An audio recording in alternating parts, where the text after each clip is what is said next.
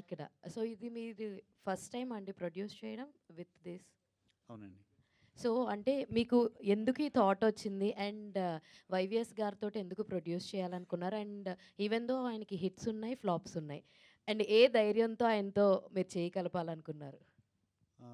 ముందుగా చెప్పినట్టే ఆయన కమిట్మెంట్ హీజ్ ఆయన సినిమాలు చూస్తూ పెరిగాం. ఆయన మీరు ప్రతి మూవీ చూస్తే హీ ఐ మీన్ కోర్ వాల్యూస్ని ఆయన టచ్ చేస్తుంటారు. సో ఆ పాయింట్ ఆయన తీసే విధానం అదంతా కూడా. సో మీరు సీతయ్య చూశారు. సో హరికృష్ణ గారితో ఆయన చేసింది. సో హీజ్ లైక్ ఎక్సెప్షనల్గా చేయగల సత్తా ఆయనకుంది. సో ఈ లేటెస్ట్గా జరిగే ట్రెండ్స్ ఇవన్నీ వాటన్నిటికీ కూడా ఆయన మొత్తం ఫుల్గా నాలెడ్జ్ ఉన్న వ్యక్తి ఆయన. సో ఆయనకున్న క్రమశిక్షణ, బేసిక్గా డెడికేషన్ కానీ, నాకున్న ఫ్రెండ్ సర్కిల్ కానీ, నాకు తెలిసిన ఫ్యామిలీస్లో ఇంత డెడికేటెడ్ పర్సన్ నేను చూడలేదు. So that's why we like decided to go with him. All the best అండి. Thank you.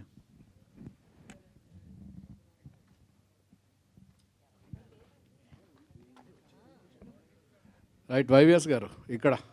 చెప్పండి అన్న. ఇప్పుడు 80s పర్లేదు కూర్చోను. చెప్పండి అన్న, ముందు రండి.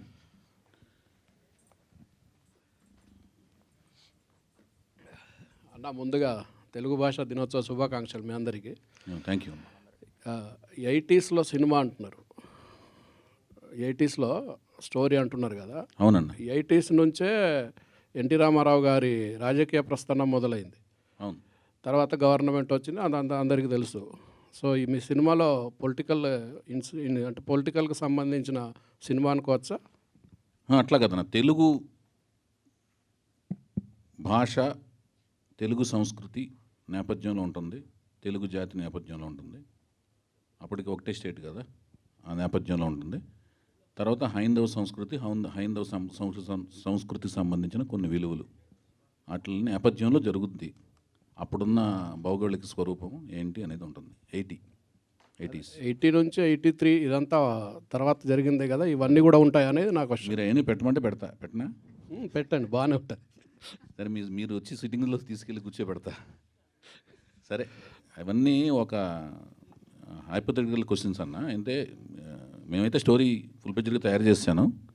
అది నేనన్నీ మిమ్మల్ని కూడా తీసుకుని మీ ఇన్పుట్స్ కూడా తీసుకుంటాను. మీరు అలాంటివి అద్భుతమైన సన్నివేశాలు అని చెప్తే పెట్టేస్తాను. అడ్జస్ట్ చేయడమే కదన్నా. ఒక పిజ్జాలోకి ఇంకొకటి యాడ్ చేసి లేయర్స్ యాడ్ చేయడమే కదా. అవి మెర్జ్ అవుతుంటే యాడ్ చేసేస్తాను. మీరు ఏమైనా ఐడియాస్ ఉంటే ఇవ్వండి, చేస్తాను. Thank you. Okay sir, YS గారు, ఇప్పటివరకు మీరు పెట్టిన 3 ప్రెస్ మీట్లు చూస్తే మీరు ఒక పద్ధతి ప్రకారం, ఒక పథకం ప్రకారం వెళ్తున్నట్టు తెలుస్తుంది. ఒక్కొక్కరు బర్త్డే రోజు ఒక్కొక్కరు ఈవెంట్ పెట్టారు. కానీ సినిమా రిలీజ్ అనేది మెయిన్, ఆ డేట్ అనేది మెయిన్ కదా. అది ఎవరి బర్త్డే రోజు రిలీజ్ చేయబోతున్నారు సినిమాని? అట్లా కాదండి. ప్రస్తుతానికి ఏంటంటే బేసిక్ నా ఆలోచన ఏంటంటే, ఇప్పుడు మనం ఫిల్మీ పీపుల్ అండి, film industry, with in the film industry people. నేను చాలామంది మన జర్నలిస్టులు అందరూ, నేను 84లో సినిమా ఫీల్డ్, 83 మద్రాసు వెళ్ళాను, 84లో సినిమా ఫీల్డ్కి వెళ్ళాను. ఇప్పుడు మన జర్నలిస్టులు, ఇప్పుడు వచ్చిన వాళ్ళు కానీ రాని వాళ్ళు కానీ అందరూ ఆల్మోస్ట్ హైదరాబాద్ డైరెక్ట్గా వచ్చిన వాళ్ళు, మద్రాసులో జర్నలిస్టులు అందరూ నాకు ఆల్మోస్ట్ ఫ్రెండ్సే. మన ఐమాక్స్ దగ్గర కలుస్తుంటాం అందరం, అన్ని సినిమాలకు వస్తుంటా కదా నేను, మీరు వితౌట్ ఎనీ ఆబ్సెంట్ ఆల్మోస్ట్ అందరూ తెలిసిన వాళ్ళే. కాకపోతే ఇక్కడ ఏంటంటే నేను చేసే సినిమాలని కొత్త వాళ్ళతో సినిమాలు తీస్తుంటా. కొన్నేమో ఇప్పుడు పెద్ద హీరోలతో సినిమాలు తీసినప్పుడేమో ఎక్కువ ఆడియన్స్ మనస్తత్వం ఎలా ఉంటుందంటే, పెద్ద హీరో సినిమా అనగానే వాళ్ళకి హీరోలకి ఇండివిజువల్గా ఫాలోయింగ్ ఒకటి ఉంటుంది, స్టార్ ఫాలోయింగ్ ఉంటుంది, వాళ్ళ ఫ్యాన్ బేస్ ఫాలోయింగ్ ఉంటుంది. వాళ్ళ న్యూస్ని వాళ్ళే వెతుక్కుని చూసేసుకుంటుంటారు, ఎక్కడుంది, ఎప్పుడు సినిమా ఈవెంట్ ఎక్కడ ఏంటనేది.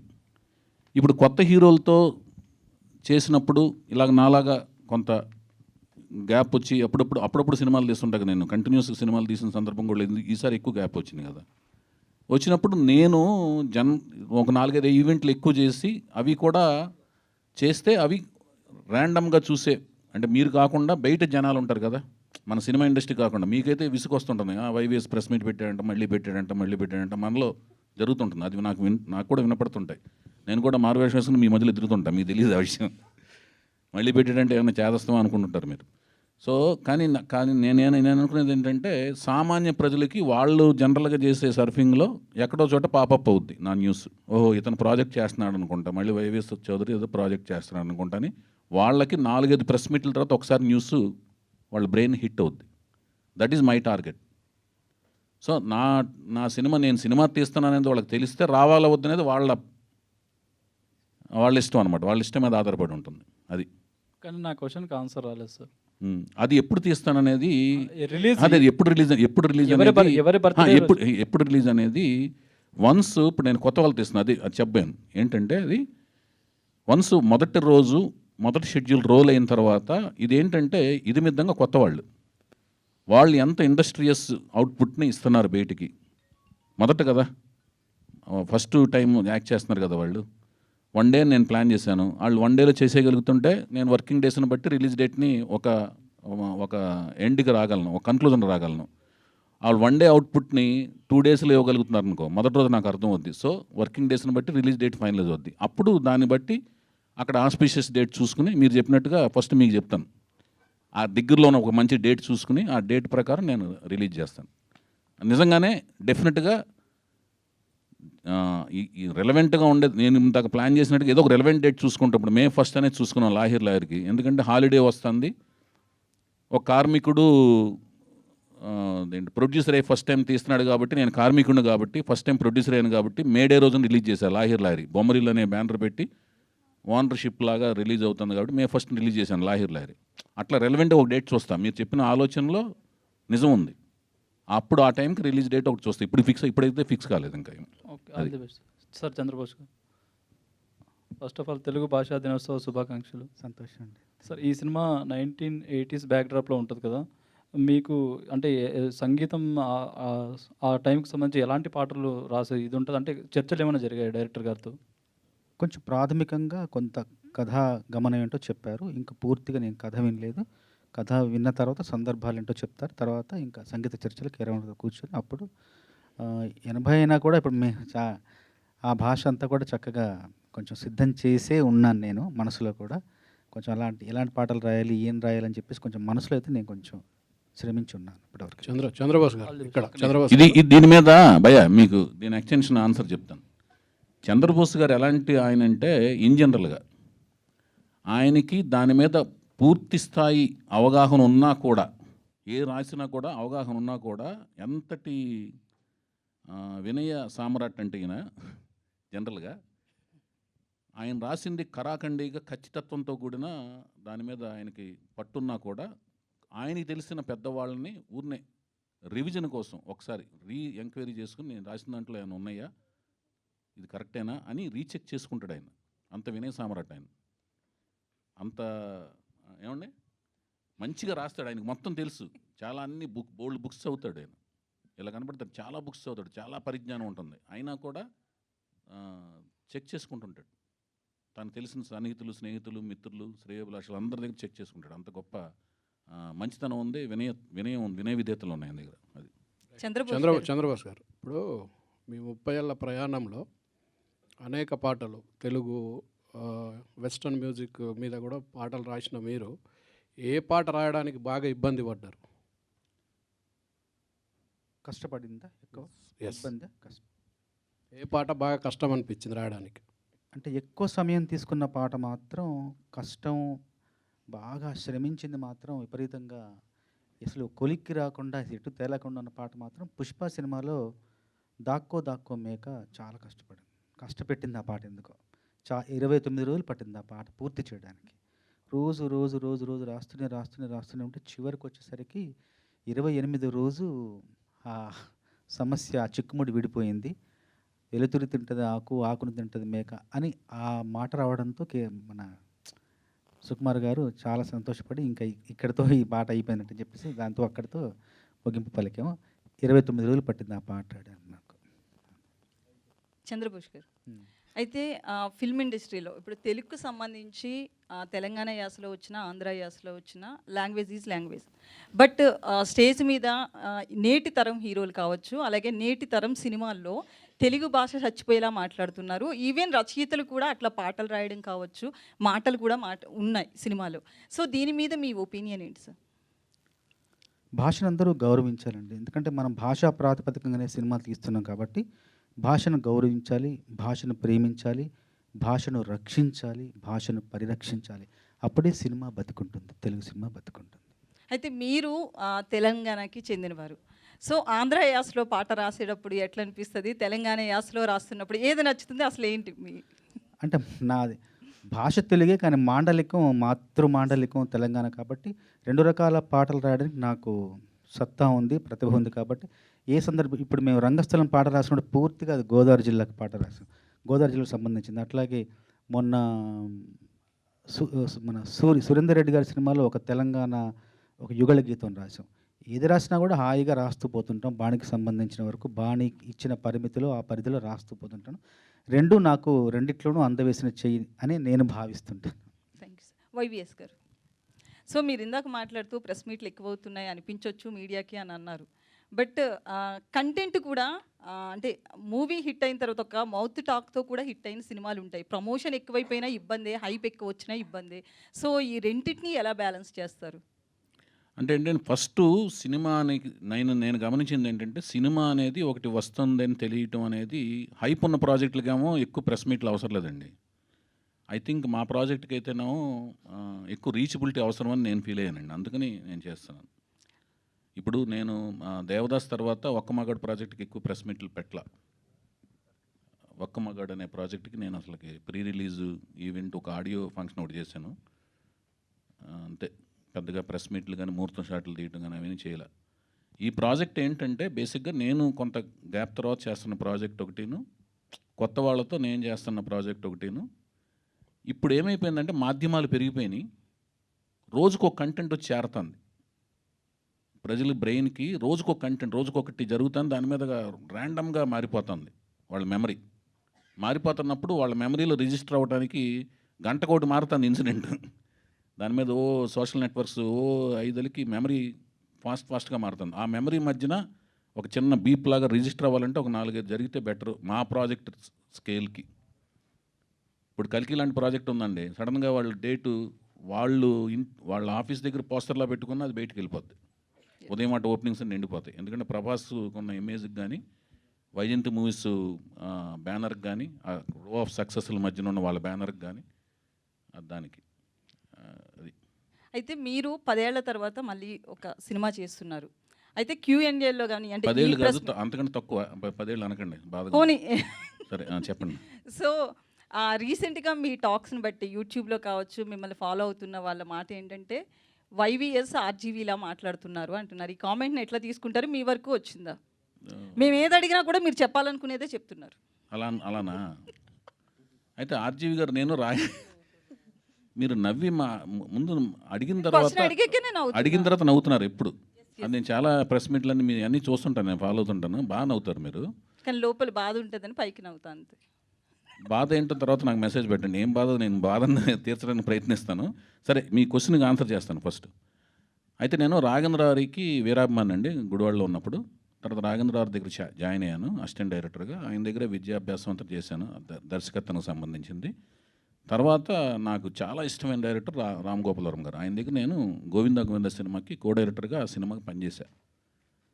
అప్పుడు రాము గారి దగ్గర నేను ఆయన దగ్గర తర్క వితర్కాల్లో ఒక రకమైన అబ్జర్వేషన్ బాగా గమనించాను.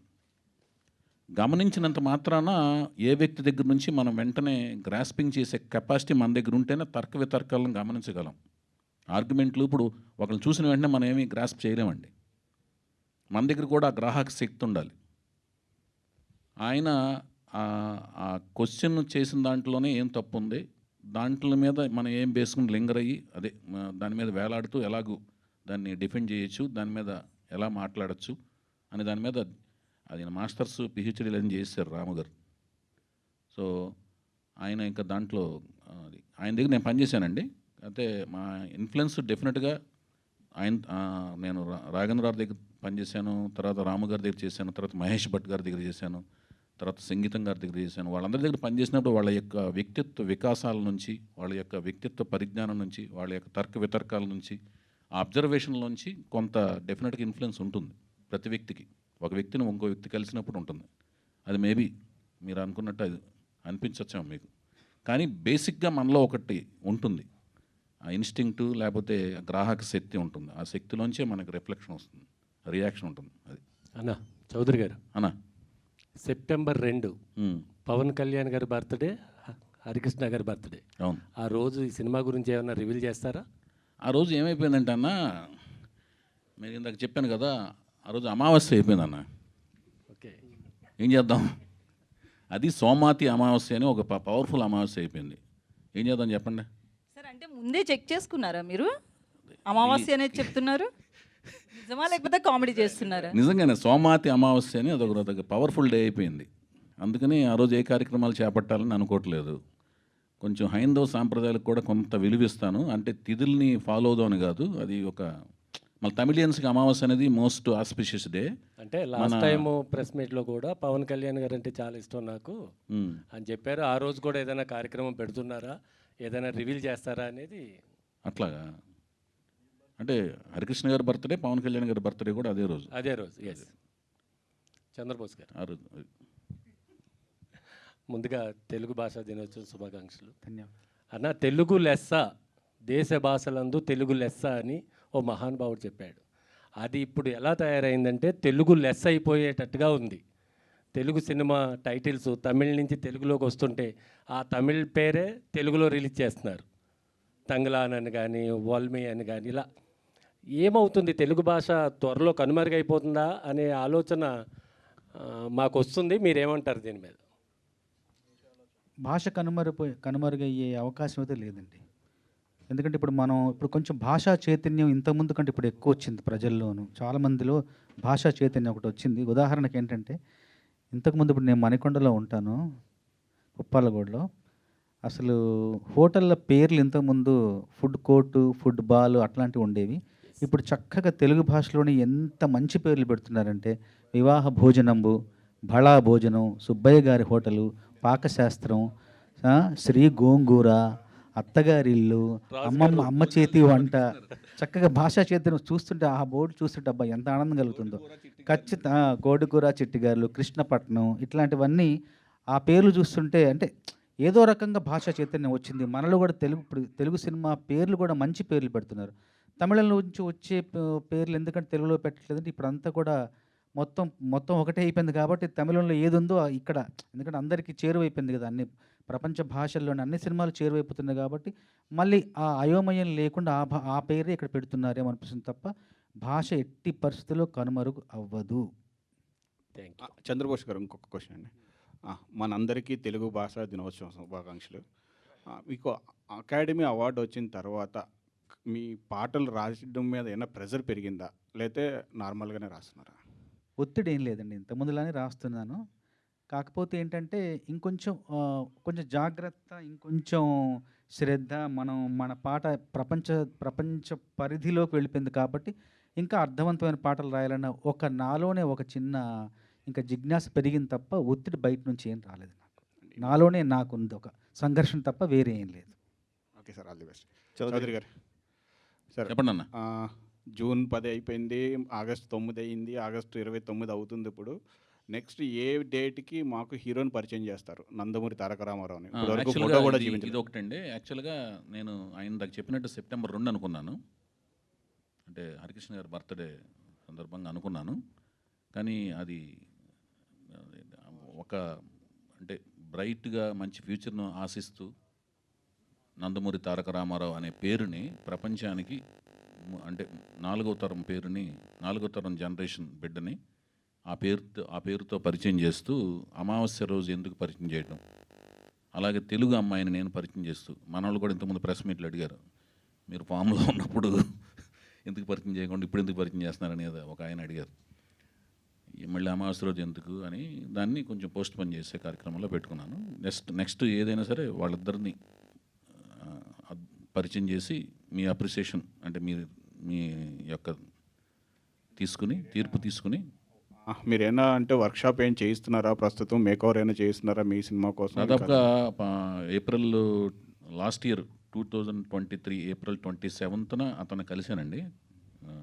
అతన్ని నందమూరి తారక రామారావుని, హరికృష్ణ గారు మనవణ్ణి, జానకిరామ్ గారు దీపిక నందమూరి గారి అబ్బాయిని, రామారావు గారు మునిమనవాడిని. అప్పటి నుంచి తను నా గైడెన్స్లో తను ట్రైనింగ్లో ఉన్నాడు.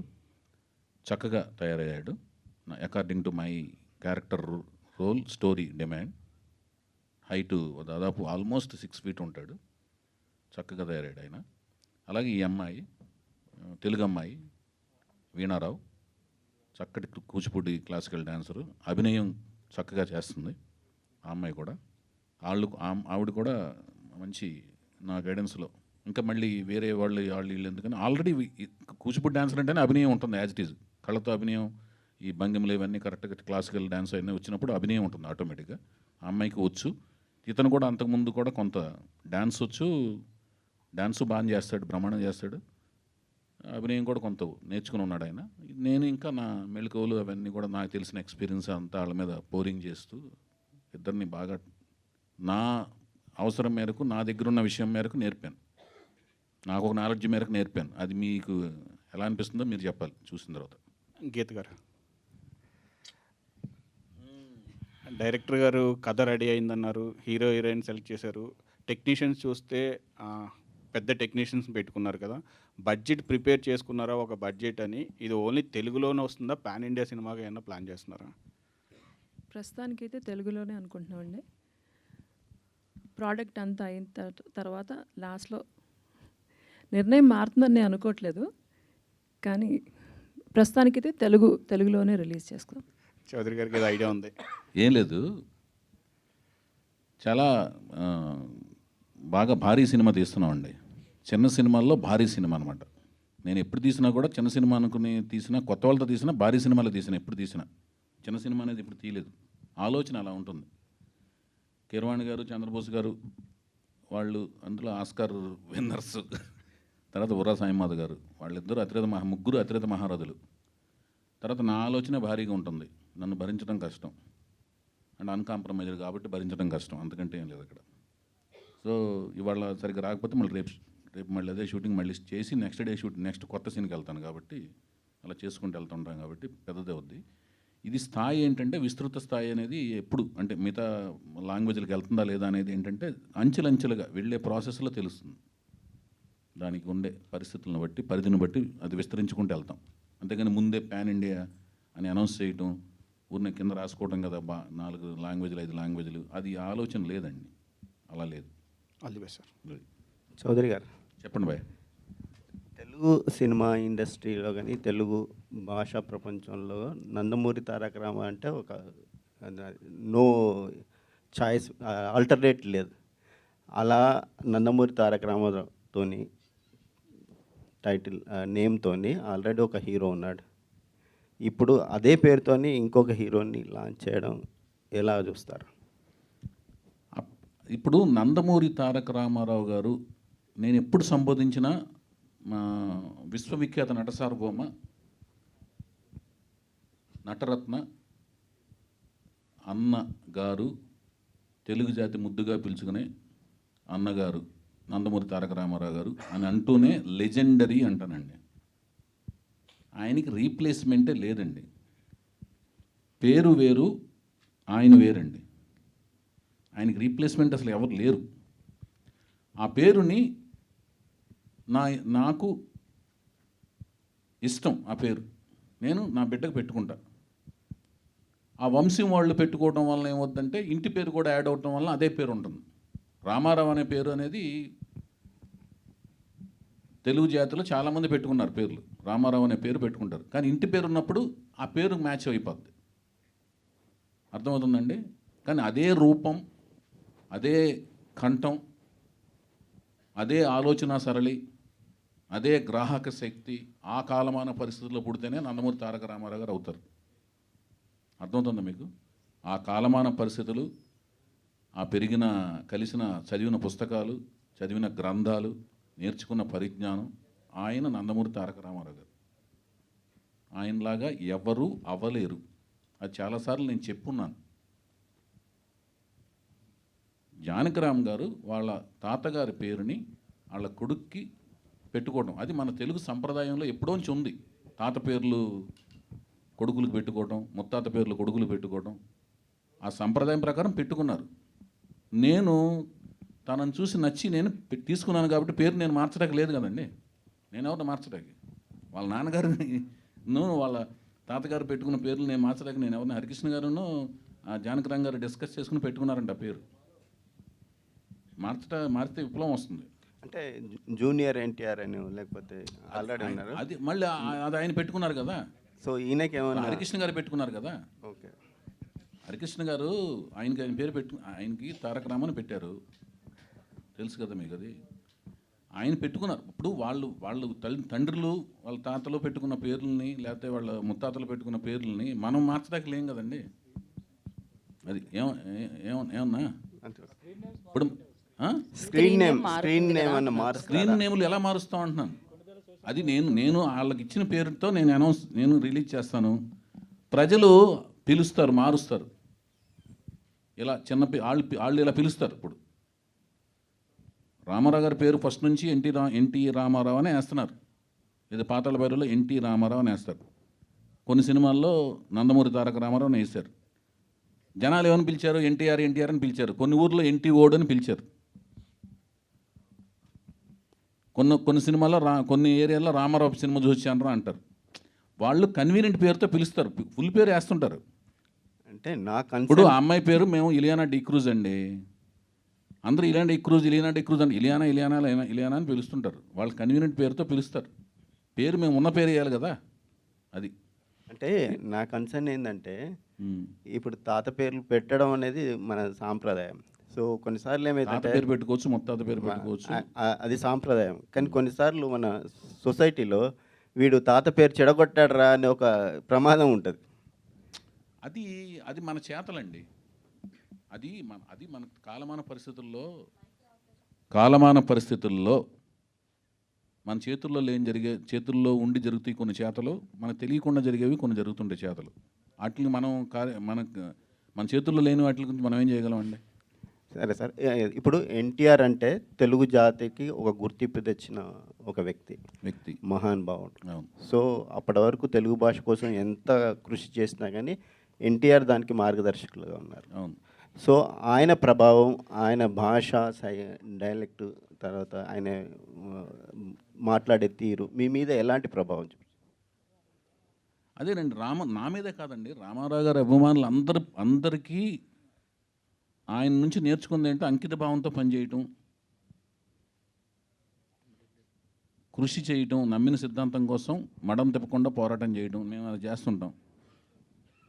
అంకిత భావంతో పనిచేయటం, కార్యదీక్షతో పనిచేయటం, ఎలాంటి డీవియేషన్స్ లేకుండా పనిచేయటం. భాషాపరంగానే కదా మేము తెలుగు భాష మాట్లాడుతుంటాం. నేను తెలుగులోనే టైప్ చేస్తుంటాను. అంటే నేను కీబోర్డ్లో ఉన్నా కూడా తెలుగు భాషలోనే. ఇప్పుడు చాలా వరకు సంభాషణ నేను స్మార్ట్ ఫోన్లో వచ్చినా తెలుగులోనే సంభాషిస్తుంటాను. మ్యాక్సిమం తెలుగు భాష బాగా గుర్తుపెట్టుకుని తెలుగులోనే మాట్లాడతానికి మ్యాక్సిమం ప్రయత్నిస్తాను నేను. వైవిఎస్ చౌదరి గారు, యాక్చువల్లీ మీరు చెప్పినట్టు మీరు ఓకేనా అన్న? ఓకే, మీరు చెప్పండి అన్న. యాక్చువల్లీ మీరు చెప్పినట్టు ఆల్రెడీ మీకు హరికృష్ణ గారు కానీ లేకపోతే సీనియర్ ఎన్టీఆర్ గారు కానీ ఒక గాడ్ ఫాదర్స్లా బిలీవ్ చేస్తారు. అండ్ రియల్ గాడ్ ఫాదర్ అనేది నాగార్జున గారిని అన్నారు. కాబట్టి కెన్ వి ఎక్స్పెక్ట్ అగైన్? ఇప్పుడు హరికృష్ణ గారు మనతో లేరు, కానీ ఆల్రెడీ నందమూరి వంశం నుంచి మన బాలకృష్ణ గారు ఉన్నారు. Can we expect any Akkineni and Nandamuri combo again? అదేనండి, ఇప్పుడు ఫస్ట్ ఏంటంటే ఇప్పుడు నేను ఒక ప్రాజెక్ట్ పెట్టుకున్నానండి. నేను ఒక సక్సెస్ఫుల్ ప్రాజెక్ట్తో బయటకు రావాలి. ఫస్ట్ వచ్చిన తర్వాత ఒక మంచి వాళ్ళిద్దరికి ఒప్పించగలిగే ఒక కథ రాసుకోగలగాలి. రాసుకుని వాళ్ళ దగ్గరికి వెళ్ళాలి. వాళ్ళకి అది నచ్చాలి, టైం అకామిడేట్ చేయాలి వాళ్ళిద్దరికి చేసే టైం. అప్పటికి వాళ్ళు ప్రాజెక్ట్స్తో ఉన్నారనుకోండి, మళ్ళీ ఆ టైంలో కుదరాలి కదా. ఇవన్నీ ఏంటంటే పెర్మిటేషన్స్ అండ్ కాంబినేషన్స్. ఇప్పుడు నేను సీతారామరాజు టైంకి అనుకోకుండా కుదిరింది, అది అలా కాంబినేషన్ సెట్ అయిపోయింది. నేను అక్కడే ఆ కాంపౌండ్లో ఉన్నాను కాబట్టి మన సీతారామ కళ్యాణం అయిన వెంటనే సీతారామరాజు చేయాల్సి వచ్చింది. చేశాను వెంటనే, కంటిన్యూటీ అక్కడే ఉన్నాను కాబట్టి కాంపౌండ్లో. అదే నేను ఆ సీతారాముల కళ్యాణం అయిన వెంటనే బయటకు వచ్చాను అనుకోండి, సీతారామరాజు చేయగలిగే ఉన్నాం కాదో నాకు తెలియదు. It depends. సో మీ మూవీస్లో ఏదైనా రిలీజ్ చేయాలనుకుంటే ఏం చేస్తారు? ఇప్పుడు అంటే మీకు ఏమన్నా నాగార్జున గారు బాలకృష్ణ గారితో కాంబినేషన్ సినిమా చేయాల్సి వచ్చింది అనుకోండి, నాకు ఈ సినిమా నేను అనుకున్న సక్సెస్ ఇచ్చి అలాంటి కథ నాకు వస్తే నాకు అంతకంటే అదృష్టం ఏంటండి ఇంకా చెప్పండి. వాళ్ళిద్దరు నటవారసులు, వాళ్ళ అంశాలకి వాళ్ళిద్దరితో ఒక అవకాశం వచ్చింది చేయటం అనేది అసలు మీరు అడిగిన క్వశ్చన్కి అది సంభవం అయితే ఎంత ఆనందం అండి చెప్పండి. అది చంద్రబోస్ గారు, మన అంటే తెలంగాణ నుంచి మీరు అంతకుముందు సిన్నారా కానీ దాశరథి కానీ ఒక మార్క్ చూపించారు ఇండస్ట్రీలో. కానీ అంటే ఇది కాంట్రవర్షియల్ కాదు, ఒక జర్నీ మీ గురించి అడుగుదామని. సో ఒక దశలో సమైక్య రాష్ట్రంలో తెలంగాణ వాళ్ళకు భాషే రాదు అనే ఒక వివక్ష నుంచి అలాంటి టైంలో మీరు వేటూరి, సిరివెన్నెల గారు మంచి పీక్లో ఉన్నప్పుడు మీ ఎంట్రీ ఇచ్చారండి. సో అలాంటి పరిస్థితుల్లో మీకు ఎలాంటి ప్రతికూల పరిస్థితులు జయించి మీరు ప్రయాణాన్ని కొనసాగించారు? అంటే మామూలుగా సాధారణంగా సినిమా రంగంలో అవరోధాలు, ఆటంకాలు ఎదుర్కొనే ఒక కళాకారుడికి ఎలాంటి అవరోధాలు, ఆటంకాలు ఎదురయ్యో అలాంటివి ఎదురయ్యే తప్ప ప్రత్యేకంగా నాకు మాత్రం ప్రాంతీయ వివక్షత నాకు వ్యక్తిగతంగా నాకు ఎలాంటి ఎదురవ్వలేదు. ఎందుకంటే నన్ను ఆదరించి నన్ను ప్రోత్సహించిన వాళ్ళు రామానాయుడు గారు, ముప్పలనేని శివ గారు, కీరవాణి గారు, మొదటి అవకాశం ఇచ్చింది రాఘవేంద్ర గారు, వీళ్ళంతా కూడా నన్ను ప్రోత్సహించారు. నాకైతే ఎలాంటి వివక్ష ఎదురవ్వలేదు, మనస్ఫూర్తిగా చెప్తున్నాను. థ్యాంక్ యూ అండి. భయ్యా, చౌదరి గారు ఒక్క నేను చక్రి గారితో సినిమా చేశాను కదా, 2 సినిమాలు నేనే చేశాను కదా. అంటే ఏం ఉండవు భయ్యా ఇక్కడ ఒక మాటేనండి. ఫస్ట్ ప్రాంతీయ భేదాలు ఇక్కడ ఏంటంటే టాలెంట్ ఉంది ట్యాప్ చేస్తారు, టాలెంట్ లేదు స్క్రాప్లో పడేస్తారు, స్క్రాప్ ట్రాష్ అంతే.